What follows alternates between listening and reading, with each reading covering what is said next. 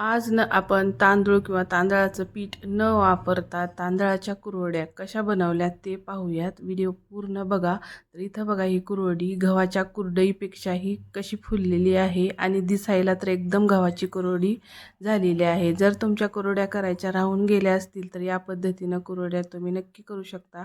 पांढऱ्या शुभ्र आणि 3 पट 4 पट फुलणाऱ्या आहेत आणि लवकर होणारे आहेत. जास्त कष्ट पण पडत नाहीत आणि जास्त त्रासही होत नाहीत. गव्हाची कुरडई करताना चीक घ्यावा लागतो, त्याला थोडेसे कष्ट पडतात, पण ही कुरडई करताना ना अजिबात त्रास होत नाही. आणि सीझन संपत आलेला आहे आपला उन्हाळा वाळवणाचा, पण त्यानुसार जर तुम्ही या पद्धतीच्या केल्यानं तर आणखीनही तुमच्या कुरड्या होऊ शकतात. तर इथं बघा मी हा इडली रवा हा तांदळाचाच बनलेला असतो आणि याच्या कुरड्या बघा किती छान झालेल्या आहेत. तर कशा केल्यात तर ते बघूयात. तर इथं मी इडली रवा घेतलेला आहे 1 किलो. असा आपल्याकडे असतो, शिल्लक नसेल तर तुमच्याकडे तांदळाची कणी जरी असेल ना तर त्याच्या पण या पद्धतीने केल्या ना कुरडई तर छानच होते. तर इथं मी 1 किलो इडली रवा हा भिजत घातलेला आहे.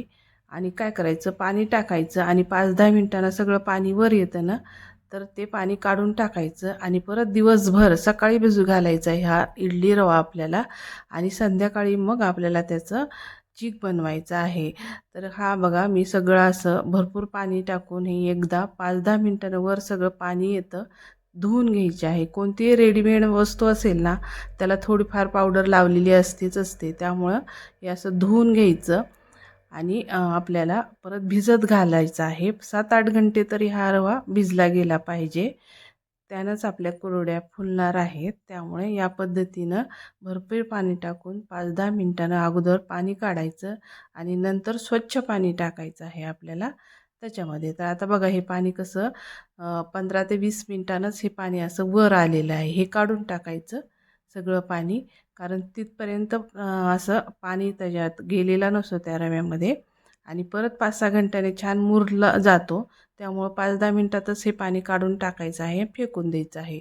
तर आता पाणी काढल्यानंतर मी दुसरं स्वच्छ पाणी याच्यामध्ये इडली रव्यामध्ये टाकणार आहे. तर हा इडली रवा म्हणला तरी आपण ते तांदळाचाच बनलेला असतो, त्यामुळे याच्या छान होतात कुरड्या. तर आता बघा हे 7-8 घंटे छान पाणी टाकून भिजल्या गेलेलं आहे.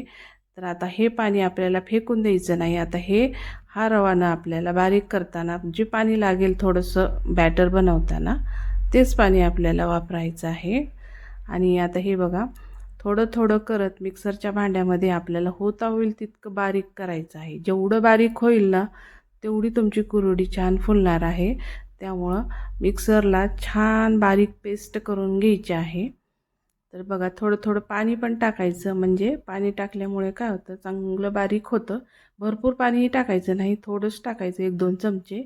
आणि हे असं बारीक आपल्याला दळून घ्यायचं आहे मिक्सरला. तर बघा इतपत बारीक पेस्ट आपली तयार झालेली आहे. आणि सगळं बारीक झाल्यानंतर पण भरपूर पाणी टाकायचं, कारण सकाळी वर निथळून पाणी वर येतं ते काढून टाकायचे.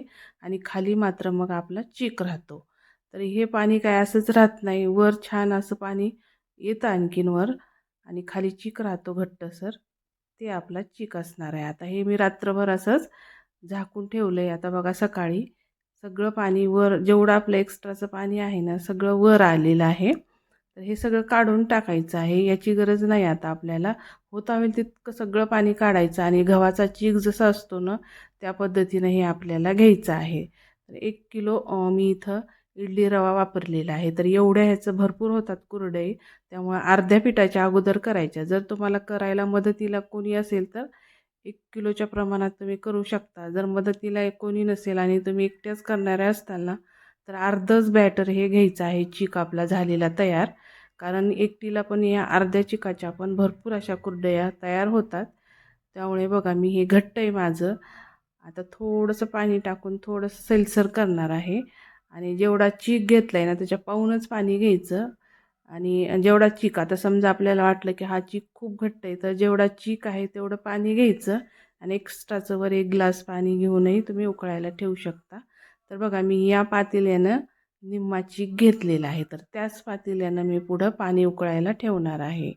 आता एवढं शिल्लक राहिलं आहे, मी त्याच्यानंतर करणार आहे. तर अगोदर एवढ्या पातेल्याच्या मी कुरडया करणार आहे. तर आता बघा एक पातेलं मी चीक घेतलाय, तर तेवढंच पातेलं मी पाणी आणि वर एक्स्ट्राचं 1 ग्लास पाणी घेतलेलं आहे. आणि एक्स्ट्राचं पाणी परत आपण उकळल्यानंतर काढूनच टाकणार आहोत. तर इथं पातेल्यामध्ये सगळं पाणी टाकून आता आपण उकळायला ठेवू. हे पाणी चांगलं उकळायला ठेवूयात. पण इथं मी ना या कुरडया चुलीवर करणार आहे. अगोदर आपण चूल पेटवून घेऊयात चांगली. छान असं चुलीवर होतं. कोणतीही उन्हाळा काम असेल ना वस्तू, उन्हाळकाम पदार्थ, तर चुलीवर छान शिजला जातो. आणि आपल्याला किती वेळ पण त्याच्यावर असं शिजवता येतं. असं गॅस संपेल असा प्रॉब्लेम पण राहत नाही. त्यामुळं चूल असेल तर चुलीवर नक्की करा. आणि हा चाटू आहे आपल्याला चीक हटण्यासाठीचा चाटू पण आहे. तर त्यानं आपण चीक हटणार आहोत. तर बघा मी उकळी आणायला पाणी ठेवले. आता आपल्या पाण्याला चांगली उकळी पण आलेली आहे. तर आता आपण त्याच्यामध्ये झाकून ठेवायचं, म्हणजे लगेच उकळी येते पाण्याला. उकळी आल्याशिवाय त्याच्यात चीक ओतायचा नाही. उकळी आणायचं, थोडंसं जाळ असेल तर तो कमी करायचा. खळखळत्या पाण्यात पण टाकायचं नाही, चीक गाठी होतात. मग त्याची कुरडई सॉफ्ट अशा तारा पडत नाहीत, सरळ तारा पडत नाहीत आणि परत गाठी गाठी सोऱ्यामध्ये अडकतात. तर आता चवीनुसार मीठ टाकायचं आहे. तुम्हाला जसं मीठ लागतं त्या पद्धतीनं हे मीठ टाकणार आहे मी चवीनुसार. आणि थोडं आपण जे पाणी वर टाकले ना त्याच्यापेक्षा 1 ग्लास आणि वरती आणखीन थोडंसं काढून ठेवणार आहे. बघायचं आपला चीक जर घट्ट असेल तर चिकाला चीक तेवढंच पाणी घ्यायचं. नसेल पातळ चीक असेल तर अर्ध शक्यतो अर्धच ठेवायचं. आणि नाही तर मग पाऊण पातेलं तरी ठेवायचं. जास्त पाणी ठेवायचं नाही. पातळ झाल्यानंतर त्याच्या कुरडया होत नाहीत, मग त्याच्या पापड्याच कराव्या लागतात आपल्याला. तर इथं ना मी पाऊण पातेलं पाणी ठेवलेलं आहे शिल्लक, बाकीचं सगळं काढलेलं आहे. जेवढा चीक आहे ना त्याचं पाऊण पातेलं पाणी मी घेतलेलं आहे. आपल्याला वरतून एक्स्ट्राचं थोडंसं टाकता येतं, पण चीक जर पातळ झाला ना तो वाटत नाही. वरवर चीक पातळच होत चलतो आणि मग तो आपल्याला कुरडईसाठी वापरता येत नाही. मग त्याच्या पापड्या कराव्या लागतात. त्यामुळं पाणी थोडंसं कमीच ठेवायचं. पाऊण पातेलं पुरे होतं एक पातेले चिकासाठी. कारण या तांदळाच्या कुरडया आहेत. गव्हाचं जास्त फुलतो आणि घट्ट असतं गव्हाचं. तांदूळाचं तसं नसतं, थोडंसं कमीच ठेवायचं. गव्हाला आपण जेवढा चीक आहे तेवढंच पाणी घेतो, पण तांदळाला थोडंसं कमीच लागतं. तर बघा इथं आपलं आळत आलेलं आहे. आणि एकटीनं असं आपलं थोडंसं जाळ कमी ठेवून करू शकता. आणि असं चाटून मी छान असं हटवून घेणार आहे. गाठी बघा एक पण झालेली नाही. आणि सतत हलवायचं आहे. 10 मिनिटाची वाफ द्यायची, झाकायचं. 10 मिनिटाची वाफ द्यायची, झाकायचं. चांगला चीक हा 20 मिनिटे तरी छान शिजला गेला पाहिजे, तरच त्याच्या तारा तुटत नाहीत. कुरडी वर्षभर आहे अशी राहते. त्यामुळं चीक छान शिजवायचा. बघा पांढरट थोडासा चीक असतो तो आहे या पद्धतीनं दिसतो शिजल्यानंतर. आणि जर तुम्हाला वाटलं थोडंसं पातळ झालंय तर खाली उतरून ठेवायचं आणि 10 मिनिटांनी करायला घ्यायचं. या काही कुरड्या गव्हाच्या नाहीत, तांदळाच्या आहेत. त्यामुळे असं खाली उतरून थोडंसं थंड झाल्यानंतरही याच्या कुरड्या छानच होतात. त्यामुळे या पद्धतीनं बघा मी सोऱ्यामध्ये भरून घेणार आहे. छान शिजला आहे. 20 ते 25 मिनिटं मी हे चीक शिजवून घेतलेलं आहे. त्यानंच आपली कुरडी जास्त अशी मजबूत बनते, म्हणजे लगेचच तुटत नाही. तांदळाच्या कुरड्या थोड्याशा नाजूक बनतात. त्यामुळे चीक छान शिजवून घ्यायचा. आणि या पद्धतीनं बघा आपल्या कुरड्या सॉफ्ट अशा ताराच्या खाली पडल्या जातात. सगळ्या अशाच होतात. शेवटपर्यंत कुरडई अशीच तयार होते आपली. तर तिथं बघू शकता. तर बघा अशा पद्धतीनं मी 2-2, अडीच वेड्याची कुरडई तयार केलेली आहे. या पद्धतीनं माझ्या एवढ्या झालेल्या आहेत कुरडया.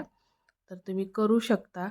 तुमच्या कुरडया राहून गेल्या असतील करायच्या, तर या पद्धतीनं तुम्ही नक्की करा.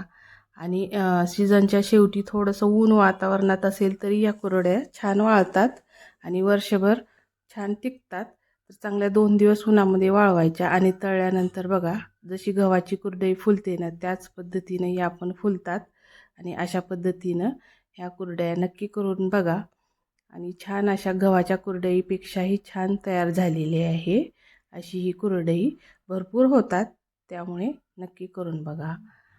माझा व्हिडिओ हा थोडा जरा जरी आवडला ना तर एक लाईक करायला विसरू नका. लाईक करा, शेअर करा, सबस्क्राईब करा. आणि व्हिडिओ शेवटपर्यंत बघितल्याबद्दल तुमचे धन्यवाद. भेटूयात अशा छान छान व्हिडिओ रेसिपीजमध्ये. थँक्यू.